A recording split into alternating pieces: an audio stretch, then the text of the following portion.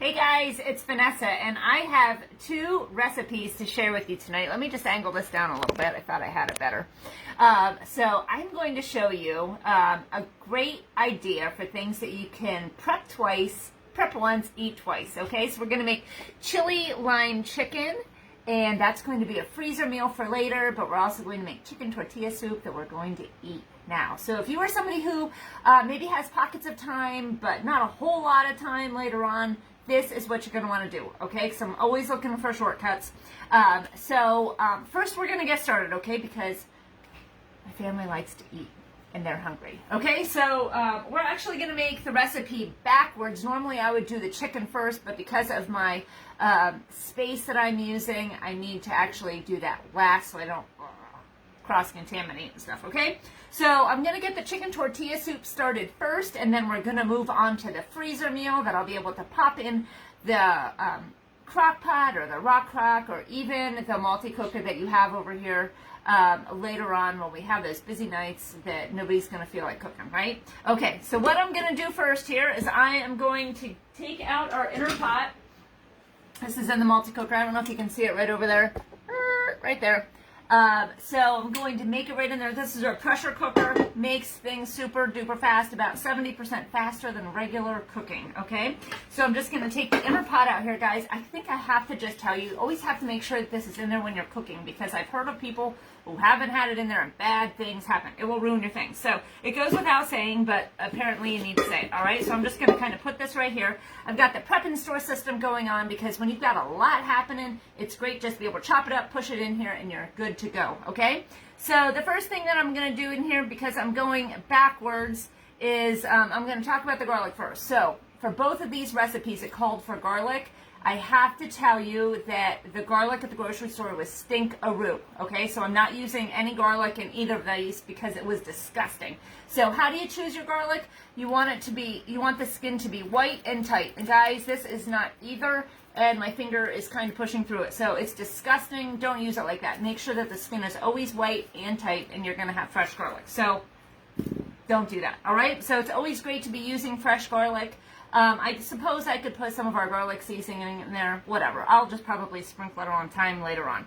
Okay, so next thing that I'm going to do, jalapenos. They didn't have any jalapenos at the store either, so we're just going to have to cross them out. Called for some salt and pepper. We'll throw that in. But first thing that I'm going to do is, sorry, I don't know this recipe by heart, is we're going to put an onion in here. So I've got the veggie wedger. This works for anything that does not have a core. So things like onions, bell peppers, oranges, cucumbers, things like that. As long as it fits, you can use it, okay? So we'll just put it right in there. Oh, potatoes work fantastic too, so we're just going to do this. Guys, I'm not even going to prep it. I'm just going to throw them right inside there. Who is down for that, okay? Because I'll show you, I'm going to chop everything up later on. So we have that. I've got some fire-roasted tomatoes draining, so I'm just going to dump them in. I love fire-roasted tomatoes. Just throw that right inside here too. And then we need some lime juice. So I have a couple fresh limes here. You can use the other stuff, but I like these. And to really get the flavor out, especially if you're going to zest it, make sure that you roll it like on the counter for a while. You can even pop it in the microwave for like 10, 20 seconds. It's going to really pull the juices out and accentuate them. And it's going to make it pop, all right? So we're just going to take our lime. I'm going to use limes for both of the recipes. So I'm just going to push it right like this. Just shoot it right inside there. You'll see that I'm not really measuring things. Some of them I am. Some of them you just measure with your heart, right? So just, I think it called for like a 1/3 cup of lime juice. I'm going to use whatever comes out of these limes, okay? So just do it right like that. And then what do we have? Cilantro. So the reason why I'm making two of these recipes is, you know, when you buy that cilantro at the grocery store, you have to buy all of it. And then you only end up using part of it. And I don't know about you, but sometimes I feel bad for my food when I let it go to waste. I don't know. Like it has feelings that I haven't eaten it or something. So I wanted to make something that used a lot of cilantro, so I chose both of these recipes so I could use it up. So, and honestly, I really didn't even get much out of it because, like all of the other ingredients, it was slim pickings at the store. So I'm just going to use about half of this. Just going to throw it right inside there, okay? So we've got that. Are we okay so far? Easy peasy, right? And then we just need about 6 cups of chicken broth. So this was a partial. I don't know how much is in here. 2 cups, something like that. So I'm just going to pour it all in. Measure with your heart, right? Just use it up. I love recipes that use up the ingredients that I've got in the fridge, because then I can get fresh ones out and I feel like I'm not wasting anything. Again, I feel bad. And then, oh, I think I'm going to have too much broth because this is actually, I think, is 6 cups, so whatever. We'll have extra broth. I don't think it's going to go bad or go to waste or anything, so I'm just going to pour all of this in here. I think it called for 6 cups, maybe, yep, 6 cups. It smells delightful, so just pour, pour, pour. There is a fill line on this multi-cooker bowl. Make sure that you don't go above that. That is actually important, okay? There are some instructions that I don't read or pay attention to. This one is one that you actually should, okay? So I just lost the lid. Where did I put that? I hope I didn't put it in the pot. That would be weird. Seriously, I have no idea where I just put. Oh, it didn't have a lid. It was a pop-up thing. Goodness. Okay, so we've got that in there. Now we're going to add some chili lime. So this called for about a teaspoon of chili powder. So I'll just take this. Chili lime is amazing. Love, love, love it. Okay, so normally I just refer you to the inside of the lid because I hate dirty and extra dishes. I don't have a dishwasher in here. So on the inside of the lid where there's 2 threads, if you go to the bottom thread, that's about 1 tablespoon. So I will actually measure this one out today so I don't have to guess. So we've got that right inside there. Again, this is the most delicious thing. You'll want to use it in your chili, in your tacos, seriously, anything, okay? So I'm just going to kind of put this in here. We're going to put it aside. And then all I need to put in there is my chicken. I think I've got everything else. So easy peasy, right? Don't have to worry about that. And now what I'm going to do is get ready for the freezer meal. So if you've never made freezer meals before, this is going to be a game changer, especially like if you're a busy parent, or seriously, even if you just don't like to cook, or you want to have some meals in your freezer for somebody who might be going through a difficult time. Maybe they've got somebody in the hospital, or, you know, anything that you just want to be able to help them out. So here is my big, big important tip. And most of you probably know this, but I have to just be specific. You see that? Write the name on. And here is why. Because sometimes I think, oh, I'll remember it. And then I throw it in the freezer, and there was that time that I went to work, and I had what I thought was frozen potato soup, and I thought it all day long, and I was so excited for lunch, and I heated it up, and do you know what it was? It was weird. It was a frozen pina colada dessert that I had just heated up. Disgusting. Don't be like me. Always write your stuff on your food, okay? So, to make these easier, and seriously, you can like make multiple of these all at one time. That's how I like to do it. And then stock up your freezer. You're going to be saving money because you're using up all the ingredients at once. You're going to be saving your time later on. And you're going to be like, whew, I am winning at mealtime, right? So you can stack it inside a bowl or something if you want it to be easier. It won't flop around and make a mess. And so we're just going to start layering things. So I'm going to put the chicken in last just because, like I said, I have to like measure things out, okay? So first things first, I'm going to pull out a thing of black beans. So I've got my black beans here. Guys, here's how you use, where did I put it? I'm like all discombobulated. I've got my smooth edge can opener here. Just going to open this up. You'll feel when it has gone all the way through because it's going to kind of click, or you feel, oh, there it went. Okay, so I'm just going to backspace now, and then you're going to take the, I don't know if you can see it, when I'm pushing the trigger, the little teeth move, okay? So I'm just going to grab a hold here, pull that up, throw this out, and let me just drain this stuff and rinse off the beans.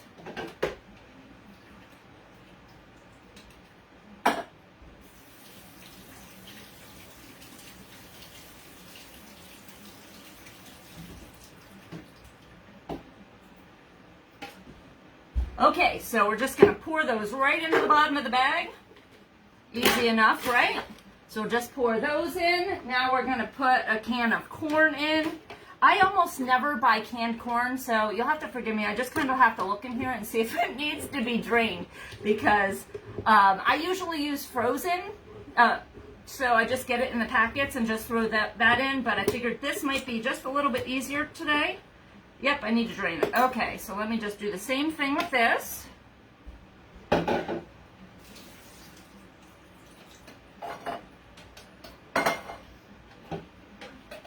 Now, the recipe says to measure this out, measuring with my heart. So we'll just pour that right in there too.